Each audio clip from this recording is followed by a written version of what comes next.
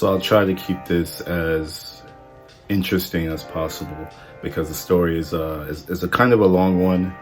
The journey's been a very long one. Um, but I got started in this whole industry, I would say about 2008-ish. I was working down in DC in a totally different industry. And, I just wasn't happy with what I was doing. I went to school for engineering. I had just gotten out of the military maybe 3 or 4 years prior. And, I just really didn't know what I wanted to do with myself. I was working this job, this 9-to-5 job, but I've always had this love for the arts, the love for movies. At that time, I was watching anything I could consume, basically, at that time. And I was just kind of going through the motions of a 9-to-5 life. And, a friend of mine challenged me.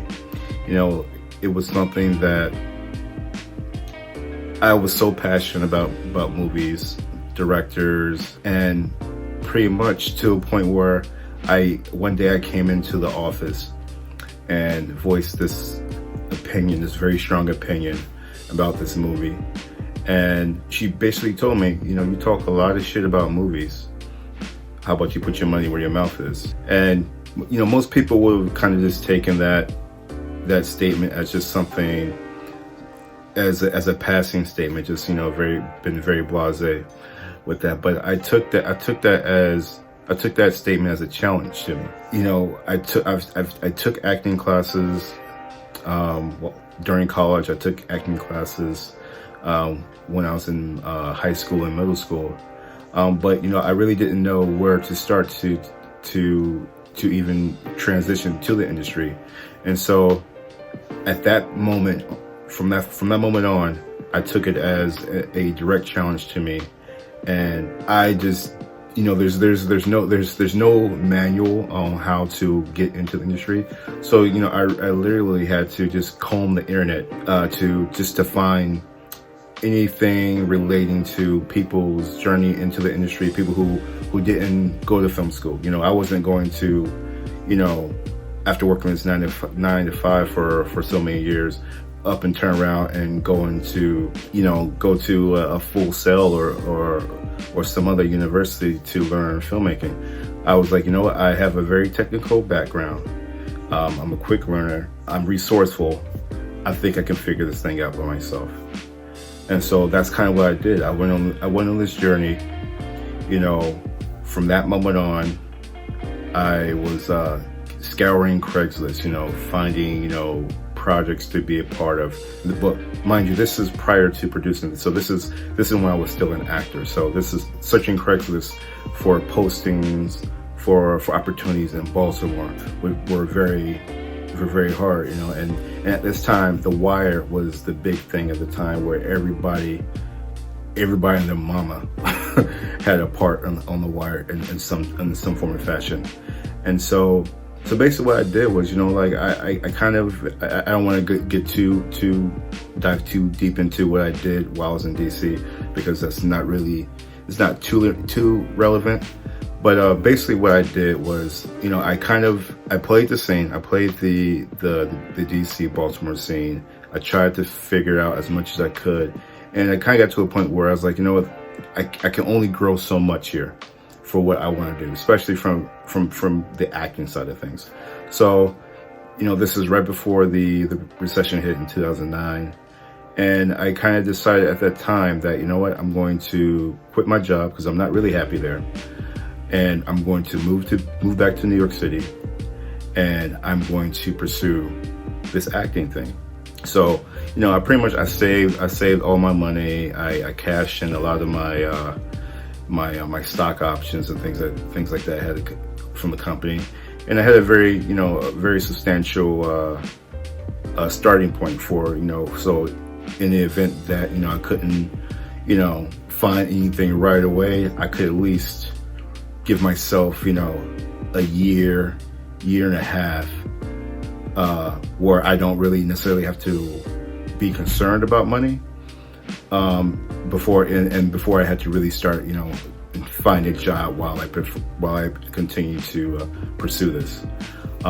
So I moved back to New York City in November of 2009, and even then it took me some time, to kind of find what I wanted to do. I was still auditioning as an actor, trying to find that right role, trying to find roles outside of being the typical thug or gangster.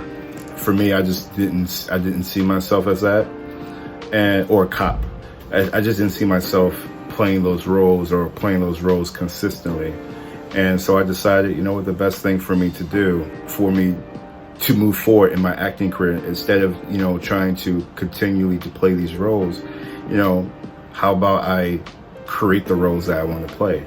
And at this time, this is like 2010, 2011. This was a time where a lot of actors, not that actors weren't becoming multi-hyphenates beforehand, but this was like a real resurgence of, I was reading different trade articles at the time where, this actor or this actress, they weren't seeing the roles that they wanted. They were getting typecast in the same roles all the time, and they felt that their talents were being their talents and the tools that they have in their toolbox just weren't being utilized. And this was like this big resurgence of actors turning into producers, or finding writers or hiring writers to develop projects centered around them.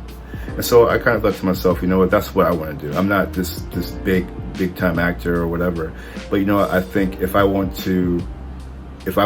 to be able to get the roles that I want to get, I need to create the material for me to do that. And so that's what led me down this road to producing.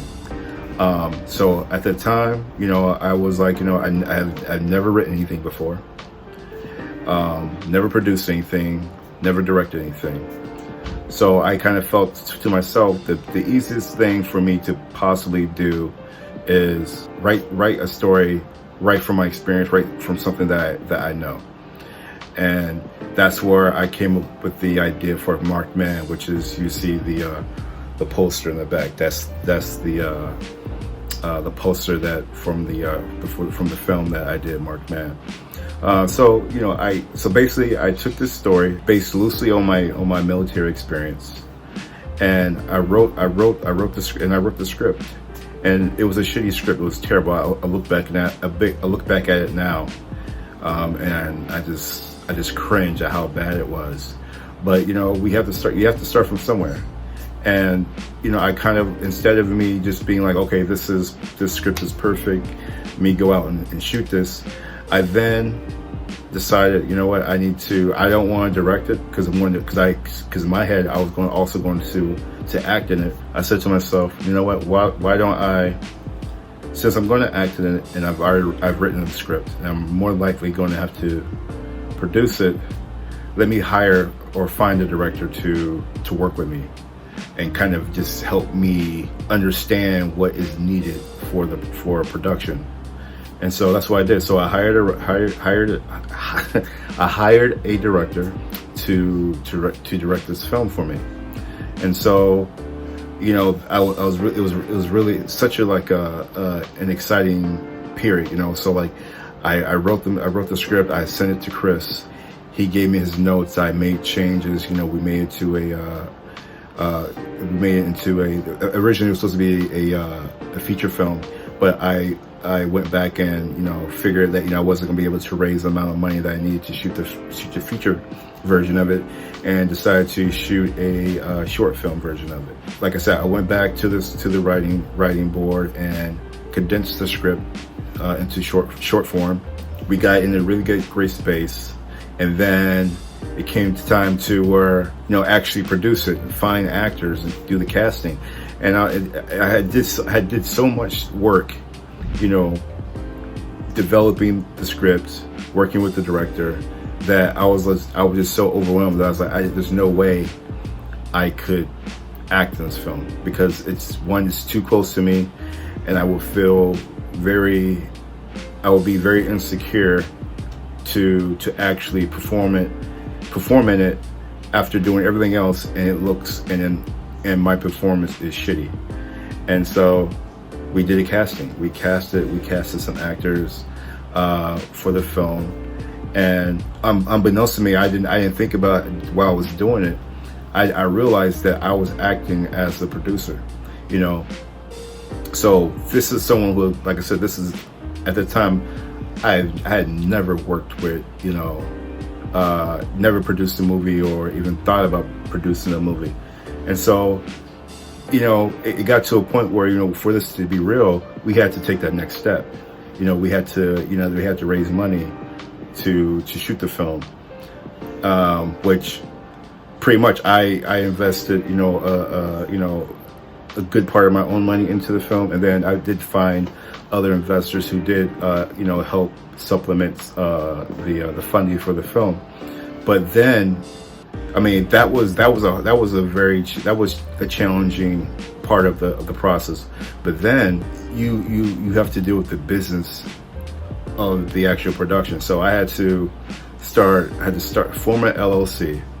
I had to, you know, file in the state of New York, the LLC, you know, do all of the, you know, yearly things that they require.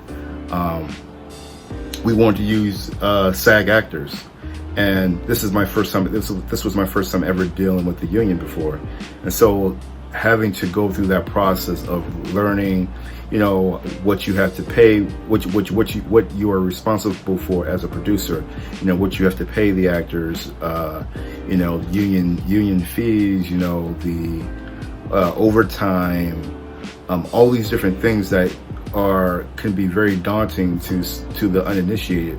In addition to that, I ran the casting myself. I didn't hire a casting director. This is a short film, very low budget. So me and Chris, you know, I flew him out to New York, and we did the casting together. We did locations together. I was involved with that. Then what else did I do? Oh, permits. Shooting.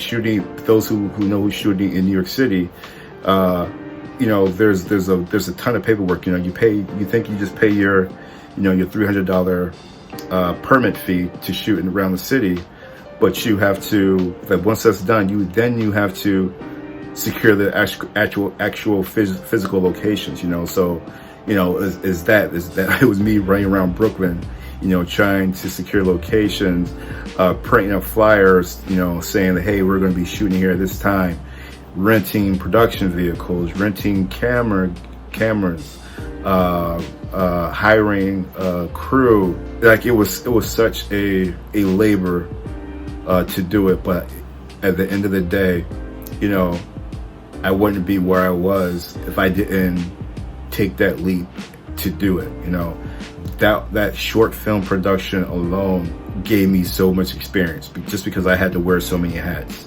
So I was able to transfer that to every production I've done since then, because I know how hard it was at the time doing everything by myself. That, you know, doing a feature film is something that there's no way possible, you know, one man or woman can perform that by themselves. It's just such a